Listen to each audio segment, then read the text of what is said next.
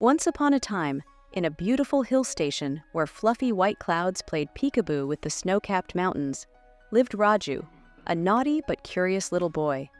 Raju was 9 years old, with curly hair and a button nose that always seemed to be forming question marks. His favorite game was hide-and-seek, and he hated losing. One sunny morning, Raju was playing in his garden when he spotted a shiny box buried beneath his favorite rosebush. He dug it out with all his might, brushing off the dirt. The box was gold-colored, with beautiful designs carved into it. Raju's eyes widened with excitement. "Wow, what is this?" he exclaimed, prying open the box. But what he found inside wasn't gold or candy like he had hoped. There were a bunch of colorful feathers, shimmering like rainbows in the sunlight. Raju tilted his head in confusion. Just then, his grandma, who was humming a sweet tune while watering the plants, came closer. Her kind eyes twinkled as she saw the box in Raju's hands. "Oh, that's a gift from the fairies," she said with a smile. Raju's jaw dropped. Fairy feathers? Grandma sat him down under a shady mango tree and began to weave a magical story. "These feathers, Raju," she said softly, "belong to a special fairy named Silence. She lives deep inside the whispering pines at the top of the mountain. These feathers hold the gift of silence."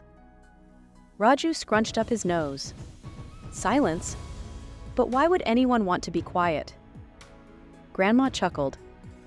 "Silence isn't about not talking at all, my dear. It's about knowing when to speak and when to listen. It's about using your words wisely."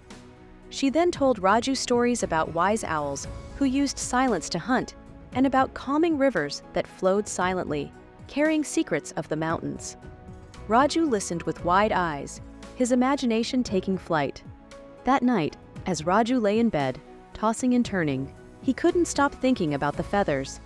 He finally decided to use one.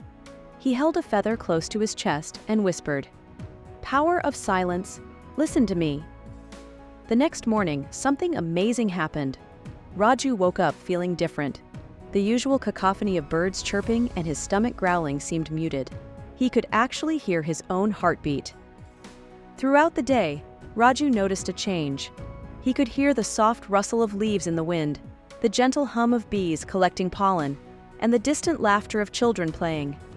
He realized that silence wasn't just the absence of sound, but a whole new way of experiencing the world. However, the gift of silence came with a challenge. Raju, now aware of every little sound, found it difficult to stay quiet in class. The teacher's voice droned on, and the whispers of his classmates seemed amplified. He longed to blurt out the answers he knew, but something held him back. He remembered Grandma's words about using his words wisely. One day, the teacher asked a question, and Raju, unable to contain his excitement, blurted out the answer before anyone else. The whole class stared at him, and the teacher gave him a stern look. Raju felt a pang of guilt.